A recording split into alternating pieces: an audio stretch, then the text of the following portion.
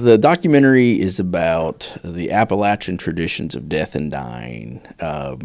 When I tell people I made a documentary about death, I think they kind of think it's maybe a documentary about the funeral industry, and that's not really what it is. There's some unique things about death and dying that's still culturally significant to the Appalachian people.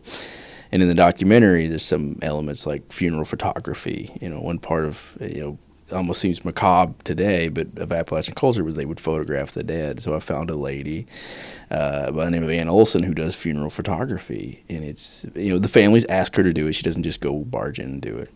So it's about the death and dying traditions. So I interviewed a range of people from hospice doctors who work with people that are dying every day to funeral directors who, of course, that's their job, their industry, and then the photographer, and some religious officials, my good friend Zen Master Degak at the Buddhist Temple in Powell County, and Father Paul Prabel here on campus.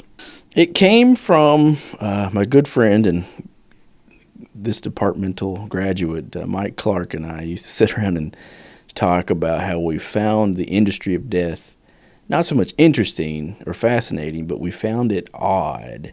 And the fact there were so many rules and regulations. You can't just bury someone in your backyard. You can't, you have to bury someone within 12-hour time span, or they have to be embalmed, and, kind of the expenses that go with death that seem to be worthless, and all the money for the funerals and the caskets and everything, people forget about it within a week, generally.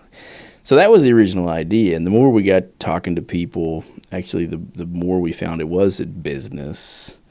We'd talk to casket manufacturers, we talked to funeral directors, and that's their job and that's their business. But we kind of found this common thread that when it comes to death and dying, families of the dead spend a lot of money for things that, might not be needed, like solid gold caskets or, things like that. So that's what kind of started it. And the more we kind of delved into it, the more interesting things we found, like the Appalachian, traditions of carving your own tombstone to the photography, things like that.